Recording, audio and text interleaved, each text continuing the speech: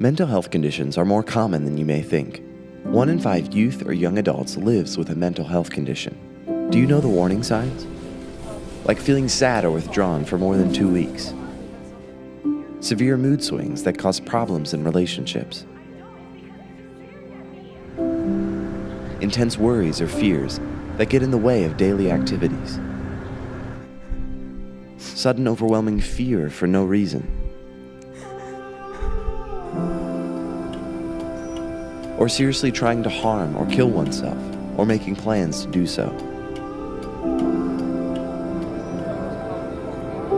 Not eating, throwing up, or using laxatives to lose weight. Significant weight loss or weight gain. Severe, out-of-control risk-taking behavior that can cause harm to self or others. Repeated use of drugs or alcohol. Drastic changes in behavior, personality, or sleeping habits. Or extreme difficulty concentrating or staying still. If you see these signs in yourself or a friend, tell a trusted adult.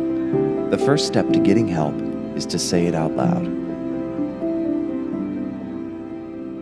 I like to say it's like a roller coaster that I didn't buy a ticket for. It's always something that's there, but doesn't really consume or control my life. I've gotten teased, I've gotten judged. For me, it's really been about living in spite of having a mental health condition as opposed to living with having a mental health condition, because it's never been something that I really define myself by. My diagnosis doesn't define me. Like, I have a bunch of diagnoses, but that doesn't mean that I am my diagnosis. And I kind of had to learn that. I started noticing a few things that were a little off, and then I'm really close with my older sister, my half-sister, and she actually was the one who kind of mentioned some things to me, and she was the one who kind of advocated for me when I didn't know how to advocate for myself. I mean, now I'd say that I was having kind of adrenaline rushes, that I was getting cold sweats, that I was going into panic attacks. So it's really hard to just tell myself, like, you can't shut down, because if you shut down, like, it's just gonna get worse. I tried a few different practitioners, different therapists, counselors, psychiatrists, and I really worked to find what worked for me. And it's just, again, not letting mental illness or people who kind of brought you down win. I mean, we see it all around us all the time, and I think kids and adolescents are our most vulnerable populations and most innocent. And I remember what it was like, and I don't wish it on my worst enemy.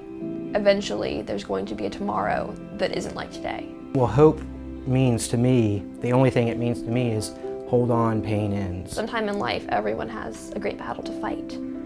And whatever it be, the best that you can hope for is that you have people that will listen to you and support you, and that you will have the strength to believe in yourself and to fight for yourself, because if you don't fight for yourself, you can't expect anyone else to. One small crack doesn't mean that you're broken. It means you were put to the test and you didn't break.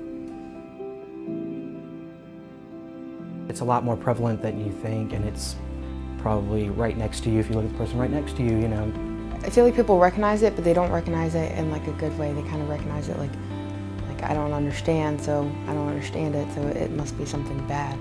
But if you make it about someone's neighbor or someone's classmate, someone's best friend, and they tell their story, then it's really hard to keep it out of your bubble, to pretend that it's not there. So we really need to, I think, personalize it, and just to have as many people that are comfortable talking, talk, because the more it's kind of put at the front of attention and the more people know about it and have an open dialogue, the more change happens. And I think we just need to have an honest, open conversation and not be afraid to correct people if it's wrong, if it's incorrect, if it's invalid, inaccurate. I feel like if you sit down and have a heart-to-heart and not just, mental illnesses affects like 1 in every how many people, and